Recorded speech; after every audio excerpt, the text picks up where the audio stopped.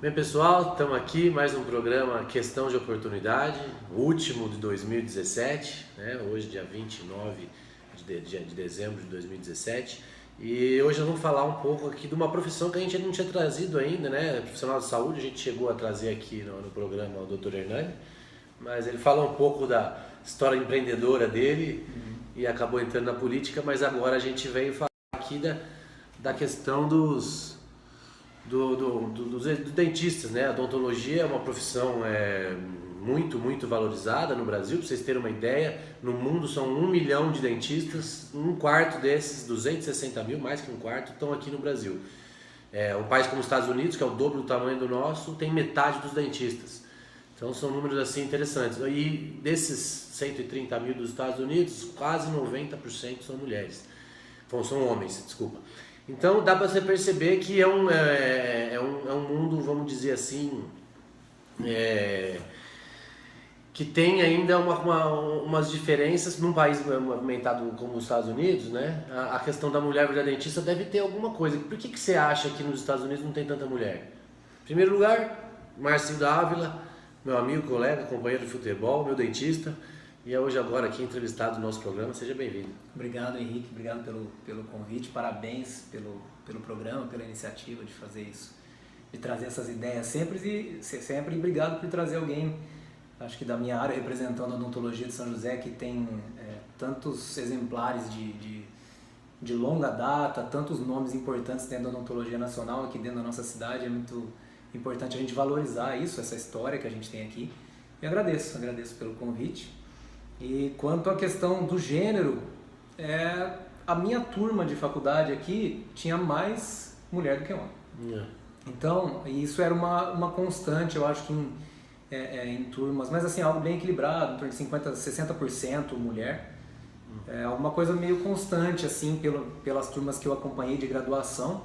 Agora, nos Estados Unidos, por ter mais homem, realmente a faculdade de odontologia é uma faculdade extremamente valorizada lá, o mercado é muito competitivo e eu realmente não sei por que tem mais homem. Eu achei que a estatística fosse parecida mais com o Brasil. E aqui, por que você dá que aqui no Brasil nós somos metade dos Estados Unidos? Por que aqui a gente tem mais dentista que lá? A demanda pela profissão lá é maior? Ou de repente lá tem metade, tem o dobro da população, então vamos dizer que o dentista lá ganha 5, 6 vezes mais que o daqui? Sim. Faz sentido? Faz sentido. A valorização da odontologia lá, ela é realmente diferente daqui. O profissional ganha consideravelmente mais do que ganha aqui. E o profissional graduado aqui, ele tem direito de atuar lá? Não. Se você quiser se mudar para os Estados Unidos para trabalhar lá, você precisa revalidar o seu diploma, mas normalmente isso implica em fazer praticamente o curso de novo lá. O curso de graduação do zero. Uma graduação não vai ser do zero, que alguma coisa você consegue validar lá, mas eles vão exigir coisas que você faça lá que vai ser... E o que, por exemplo, que muda na graduação? O que tem que aprende lá que não aprende aqui ou vice-versa? Nada. De nada, só que eles precisam ser mais rígidos no controle e acho que é uma forma de se fazer isso.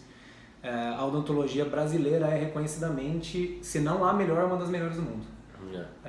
Assim, se você comparar questões não de saúde bucal, porque a gente tem um problema muito sério de desigualdade de renda, mas a qualidade da odontologia que é feita, tanto é que existem nomes brasileiros que são presença constante em congressos do mundo inteiro, referências mundiais de odontologia aqui no Brasil, uma odontologia extremamente respeitada em qualquer congresso do mundo.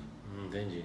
E há outros números aí que eu estava estudando agora, por exemplo, a Croácia tem a maior densidade de dentista, é um dentista para cada 590 habitantes. A Etiópia é um dentista para cada 1.300.000 habitantes. Então, nossa, ali o negócio deve ser complicado. É uma relação de saúde pública mesmo nítida, né? A odontologia precisa estar presente. Não ter saúde bucal é não ter saúde de forma geral. É verdade. E como é que você me fala, como é que está o cenário da odontologia no Brasil hoje? O que está surgindo de novo? Está correndo alguma transformação? Tem alguma coisa acontecendo? Existe bastante coisa acontecendo. A gente vive numa era muito tecnológica, né? Então a entrada da tecnologia na odontologia, a gente está numa fase de consolidação da odontologia digital hoje. Isso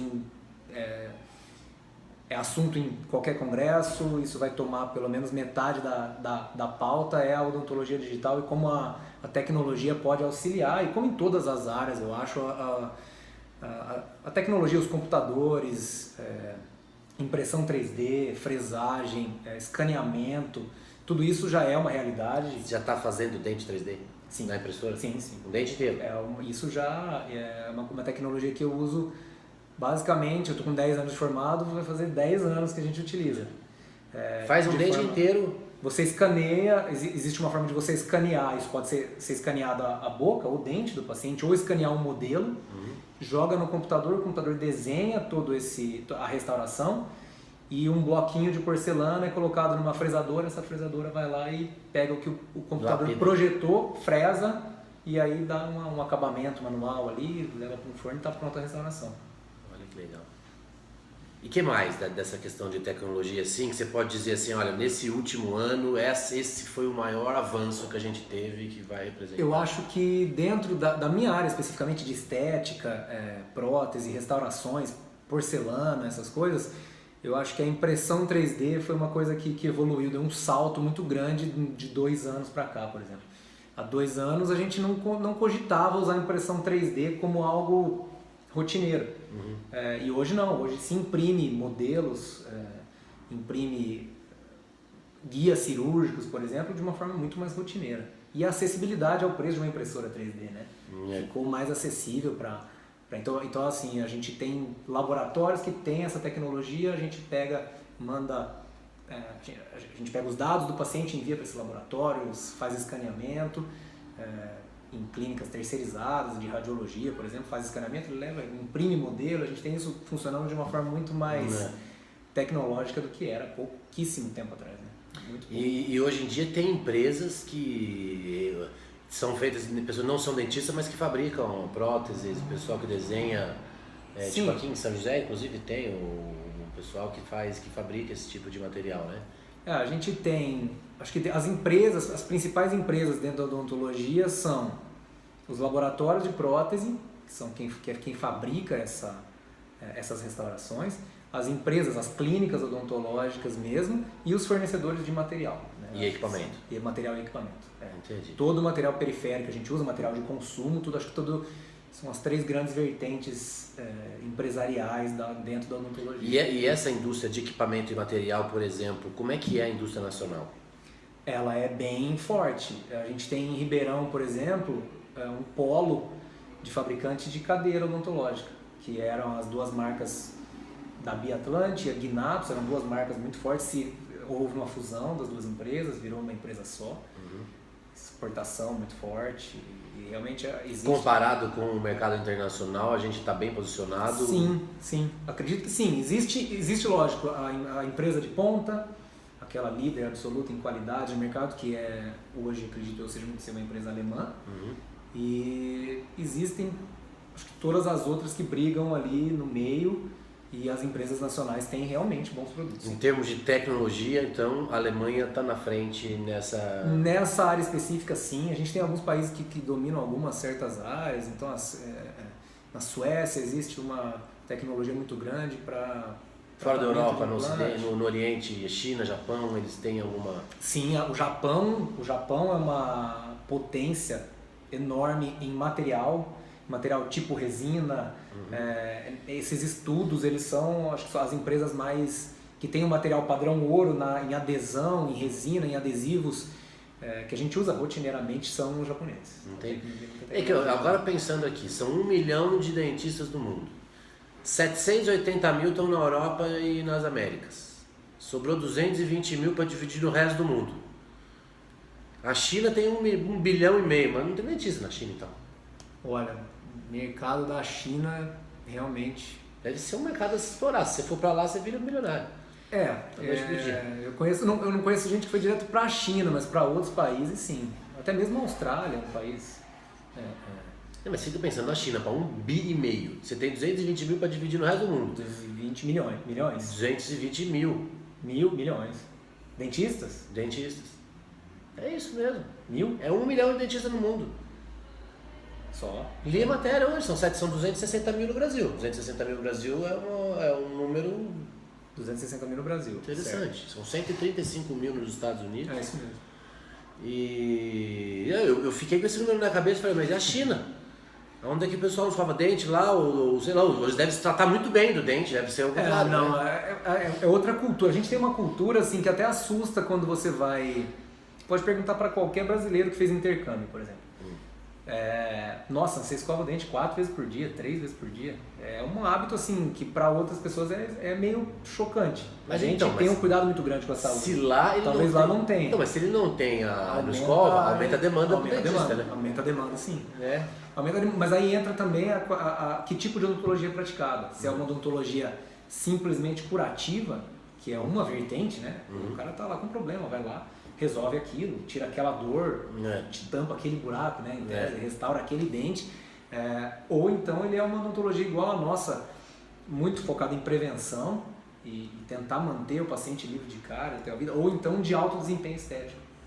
Então são as restaurações de porcelana, essas coisas que a gente tem, o clareamento, o sorriso extremamente branco. E a demanda muda muito de país para país, né? Entendi. Você falou de vertentes, né? Que às vezes essas vertentes são diferentes de país para país também. Sim.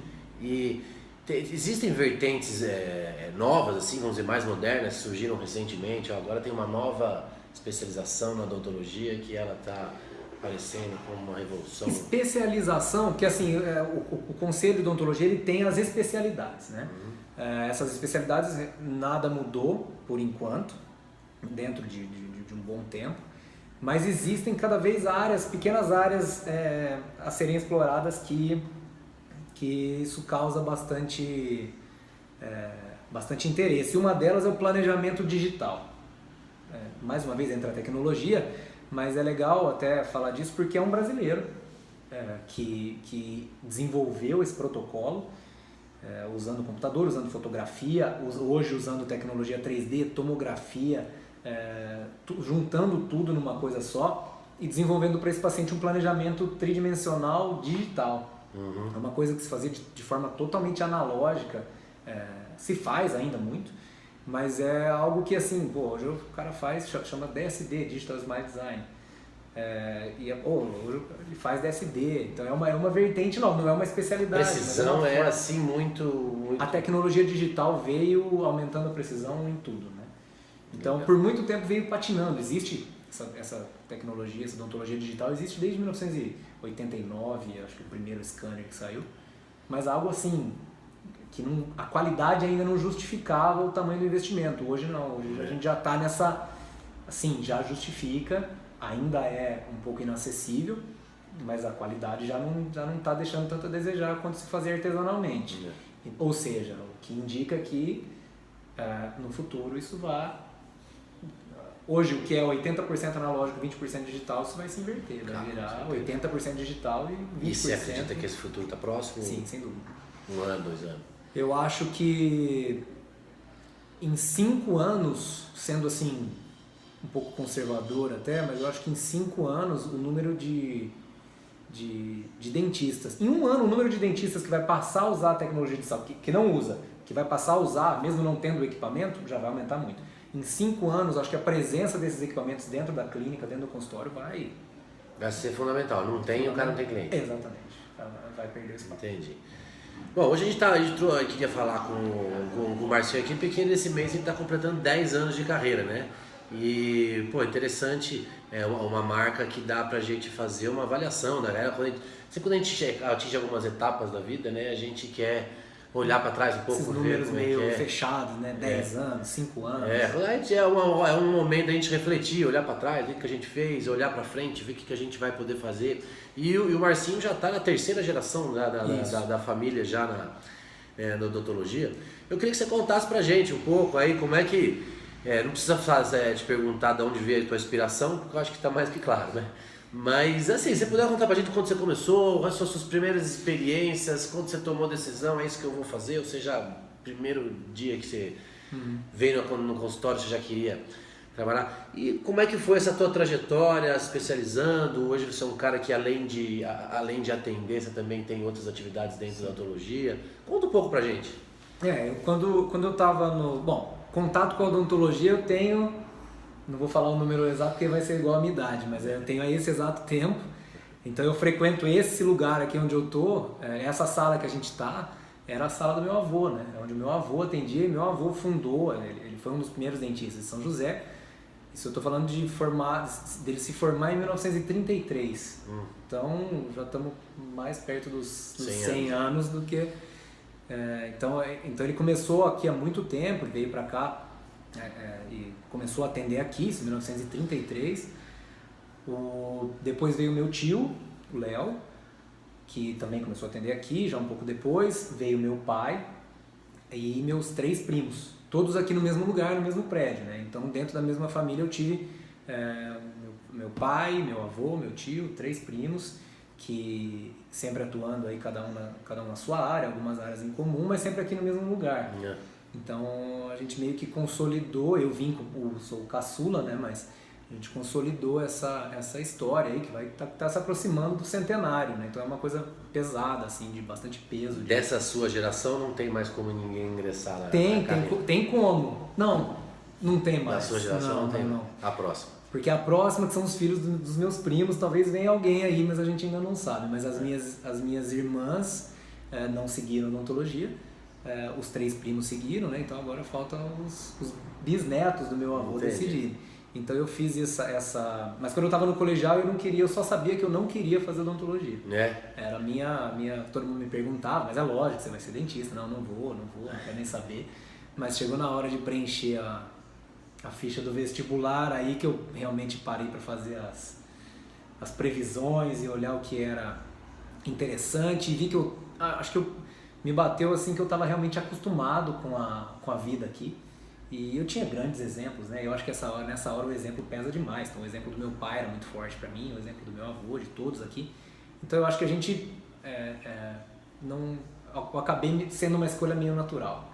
Não era a minha primeira escolha, mas foi uma escolha natural. E eu acabei cursando, né, em Ribeirão, na USP em Ribeirão, a mesma faculdade que meu avô cursou lá em 1930. Foi a mesma faculdade que ele entrou. Então eu acabei fazendo depois. Então lá tinha um mural, lá nas primeiras turmas estava o nome dele lá. Então foi uma coisa meio bem... E eu não sabia disso. Eu fui saber depois que eu entrei, né? Você foi ver o mural ali? Não, aí depois eu fui ver, mas onde meu avô me formou mesmo? Formou lá em Ribeirão e era realmente na mesma faculdade. Eu fui saber isso, fui me interessar, lógico, né? Depois que eu estava prestando o vestibular, fui saber. E cursei a faculdade em Ribeirão, foram 4 anos lá. E a faculdade... eu acho que hoje tá como a melhor faculdade de odontologia, a USP, né, em geral, está como a melhor faculdade de odontologia do Brasil, mas todas as públicas muito bem qualificadas no mundo, né, são cursos de referência, então é um motivo de muito orgulho para todos do Brasil, né. A gente perguntou, desculpa te interromper, a gente falou dos Estados Unidos, lá na Europa também você precisa revalidar?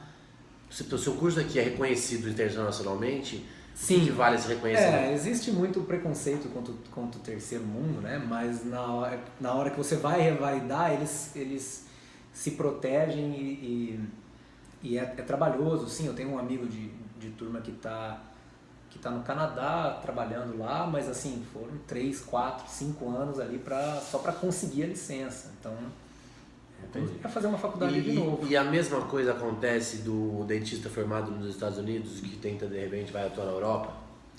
Como a regra é do país que está recebendo, então acaba ficando mais fácil. Eu acho que o dentista americano, dependendo da faculdade, né, tem mais facilidade. Então tem faculdades lá. É uma função mais protecionista do que técnica, né? Exatamente, porque na hora que vai realmente se analisar a parte técnica, a gente tem um senso estético, um senso artístico muito desenvolvido. Mas equipamentos, acessórios, tudo é a mesma coisa. Sim. Ferramentas você usa, não muda nada. Não muda nada.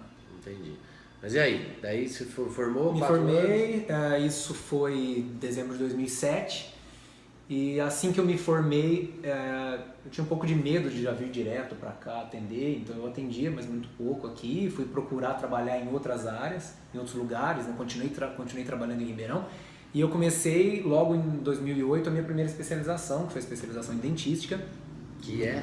Que é a parte que trabalha mais com restaurações estéticas e transformação de sorriso, com restaurações, com porcelana, com resina. Mas mesmo a parte de dentística básica de saúde é cárie, restauração mesmo, abrange tudo isso, clareamento, toda essa modificação estética, com exceção da parte do aparelho, que é uma modificação estética alinhando os dentes, né? Tá. Então essa é a minha primeira especialidade, tá incluída a parte de prótese. E a especialização na odontologia são normalmente 2 anos, 2 anos e meio, algumas chegam até 3 anos. E então eu fiz esse curso, um curso que é caro, não é um curso barato. Aliás, todos os cursos e materiais de odontologia são extremamente caros. Então eu fiz isso aí, trabalhando, meu pai me ajudando, eu trabalhando, ajudando no que eu podia, mas o recém-formado em odontologia, ele sofre bastante, porque realmente ninguém confia, com razão. Mas então você tem que procurar outras formas de se posicionar, de se diferenciar. Então eu fiz a especialização e quando eu estava no meio da especialização, o coordenador da especialização na época me convidou para participar, para fazer parte da equipe dele, para ajudar nos outros cursos que ele coordenava como monitor. Então eu fiquei nessa monitoria já desde 2009. Eu estou envolvido com essa ideia de cursos aí, com a docência, né? Legal. Então eu continuei atendendo cada vez mais, de forma mais presente aqui em São José. Atendi em Ribeirão, atendi em Espírito Santo do Pinhal, trabalhei 5 anos lá. Enquanto isso fui fazendo outros cursos, aí comecei um curso de aperfeiçoamento em implantodontia, e mais recentemente eu vim a fazer o mestrado e a especialização em implantodontia. Nesse meio tempo, enquanto o consultório se desenvolvia aqui, o meu professor, o coordenador da especialização faleceu de uma forma meio repentina, e os cursos que ele coordenava, a gente acabou herdando assim, os alunos se reuniram e falaram, olha, se vocês quiserem continuar com o curso, a gente fica. Então eu e mais 3 membros da equipe, a gente continuou. Então eu fui eu assumi meio de repente, eu virei professor efetivo. Fui efetivado de uma forma meio acidental, e isso já está completando 5 anos. Então de 5 anos para cá eu virei docente efetivo mesmo. E aí o mestrado veio para completar tudo isso, e é uma área que eu realmente gosto, então veio para completar tudo que eu queria. Hoje eu faço parte dessa equipe, chama Instituto César Arita, para quem quiser conhecer. A gente tem cursos de aperfeiçoamento em reabilitação oral, estética e implantodontia em Ribeirão Preto. E a gente faz parte de uma equipe maior que dá curso de especialização e mestrado em Campinas, que foi onde eu fiz o meu curso, na São Leopoldo Mandic. Então eu fico me dividindo entre atendimento clínico e docência. Entendi. Da aula E recentemente, até vi algumas publicações suas aí nas redes sociais, a questão de você estar organizando congresso também, encontros de como é que é isso? Conta um pouco pra gente como são esses eventos. É trabalhoso, mas ele é legal.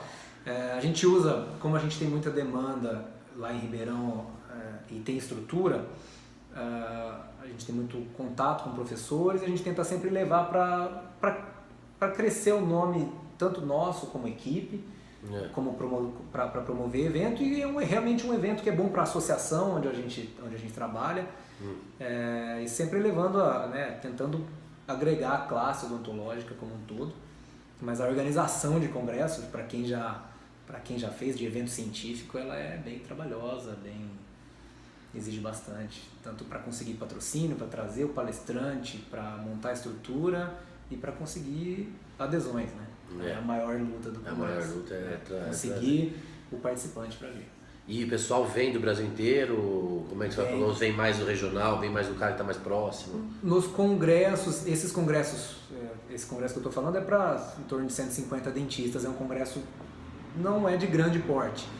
É um evento que tem mais abrangência regional, mas no nosso curso mensal lá em Ribeirão, por exemplo, a gente chegou a ter na mesma turma aluno do Rio Grande do Sul e de Manaus.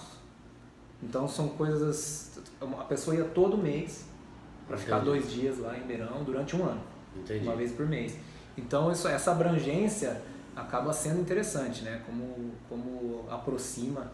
E a gente falando aí ainda desse conflito internacional, esses congressos, esses eventos também acontecem fora, logicamente. Sim. E existe essa migração dos dentistas daqui indo para congresso fora e vice-versa? Existe bastante. E daí como é que é essa...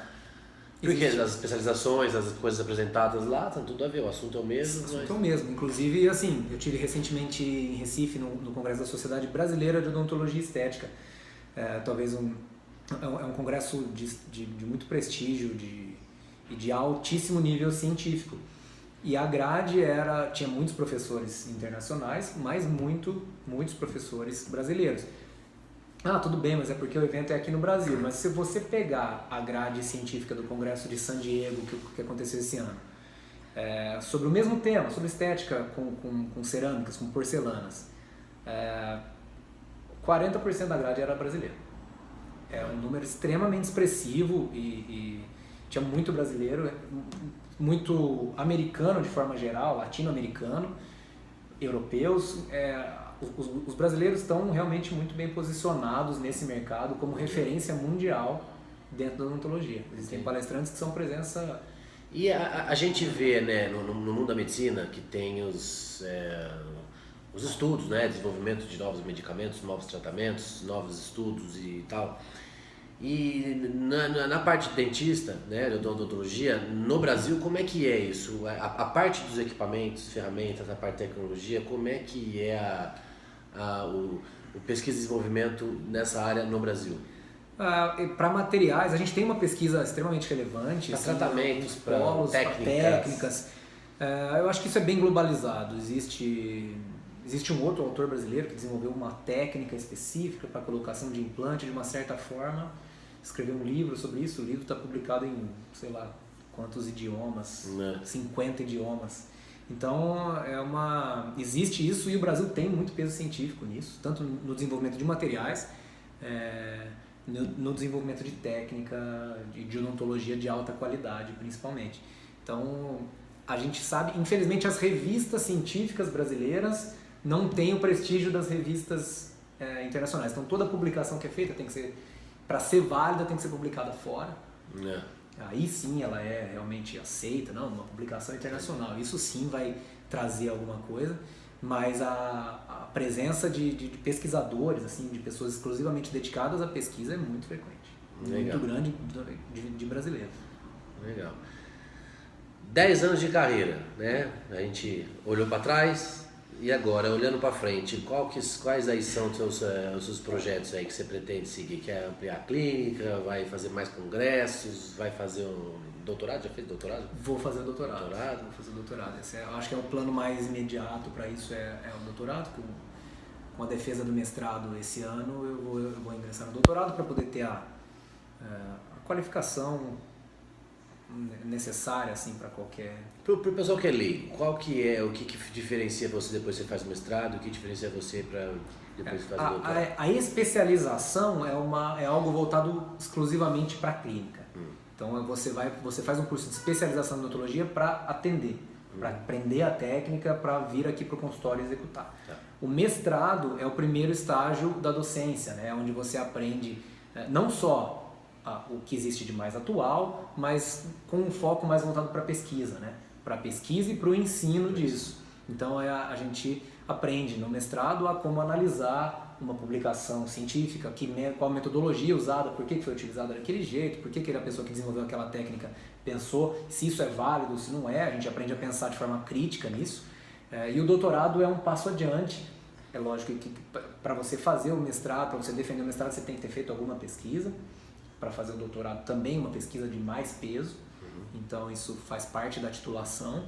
Então você é como se você estivesse virando pesquisador, né? Formalizando o seu caminho para virar pesquisador, ou então docente no que está relacionado à avaliação de ciência mesmo, e de aplicar o que é cientificamente comprovado. E doutorado, você pensa, você também tem uma área específica? O meu mestrado foi na área de implantodontia, foi na área de implantes, eu vou seguir o doutorado na mesma área, por enquanto, pelo menos por enquanto esse é o plano. Entendi. Porque as áreas, na verdade a implantodontia, a estética, a prótese, a reabilitação são todas áreas muito conectadas. E depois disso, qual que é o próximo nível? Não tem o próximo nível? Tem pós-doutorado, mas aí é para quem está realmente envolvido exclusivamente com docência, eu que estou, a maior parte do meu tempo estou no consultório, o doutorado para mim já tá suficiente, eu não preciso de mais do que isso para poder fazer qualquer coisa, né? Entendi. Agora, quem está envolvido direto com o ensino, só não tem consultório, só tá vinculado a uma universidade, aí vem pós-doutorado, se quiser. Entendi, legal.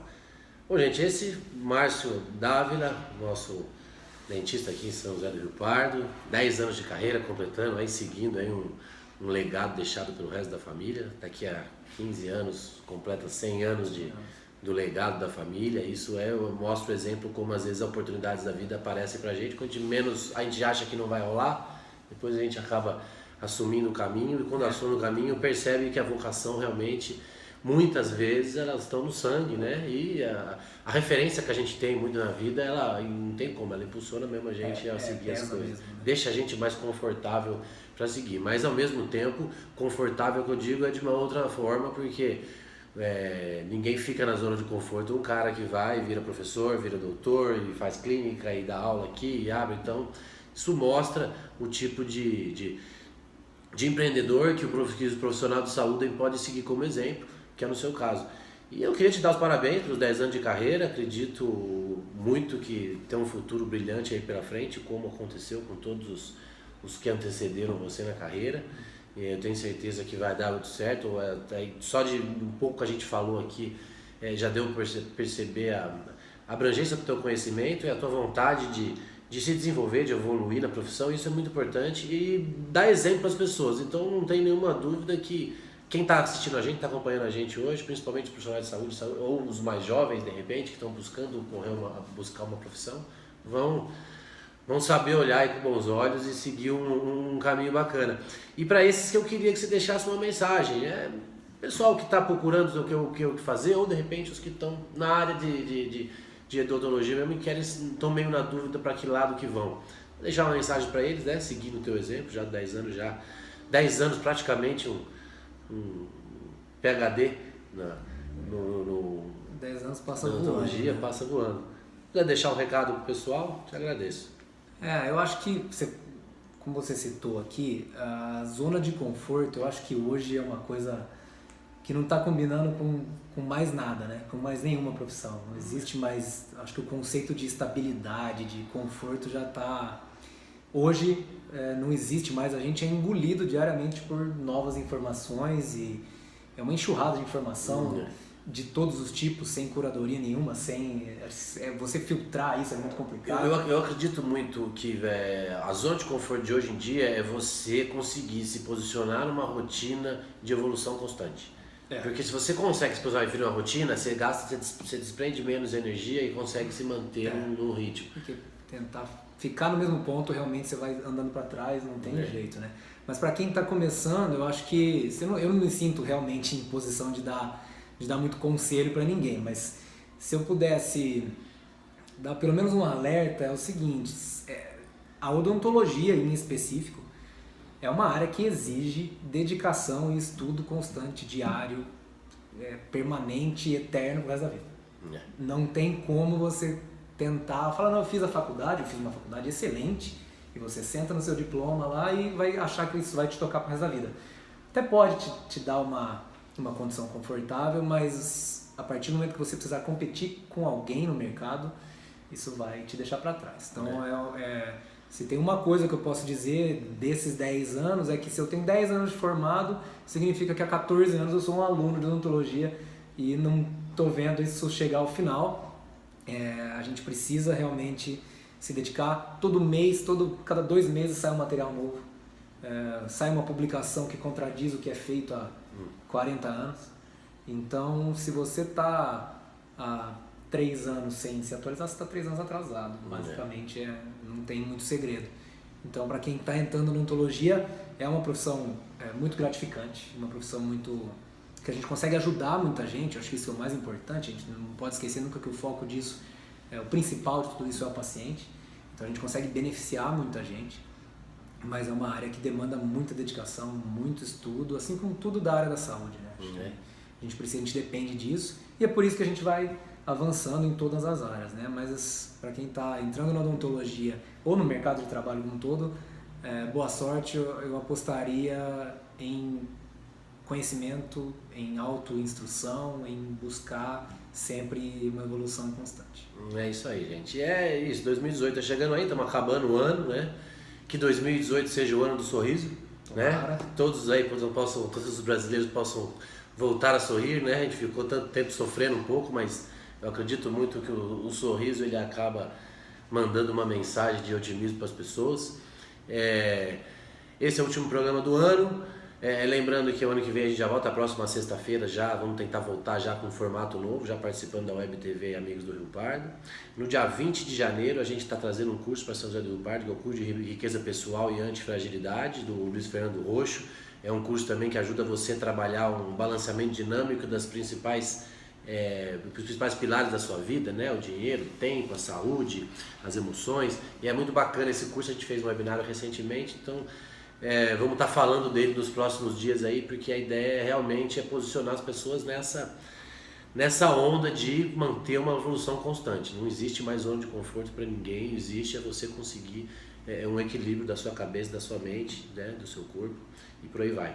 Então, que 2018 seja um ano de muitas oportunidades, de prosperidade, de sorrisos brancos e sinceros, e que todos aí tenham o sucesso.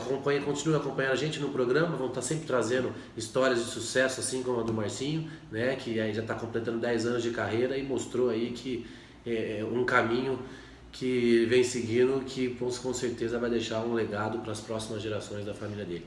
Marcinho, muito obrigado mais uma vez aí pela participação, por compartilhar com a gente aí a tua trajetória. Te desejo muito sucesso. Você é um cara muito respeitado, tanto pessoas na profissão quanto pelos amigos, pelos colegas de futebol. Foi eleito no nosso time o sorriso mais bonito do time, não é à toa que o cara se especializa nisso, né? E é isso. Queria agradecer mais uma vez.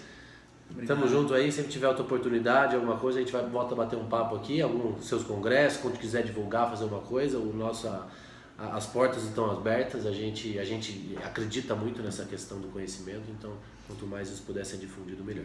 Obrigado, agradeço o convite, a gentileza de ter vindo aqui e feliz 2018, muito trabalho para todo mundo. É isso aí, muita paz, saúde, oportunidade, não se esqueça, na vida tudo é uma questão de oportunidade. Até semana que vem, até o ano que vem.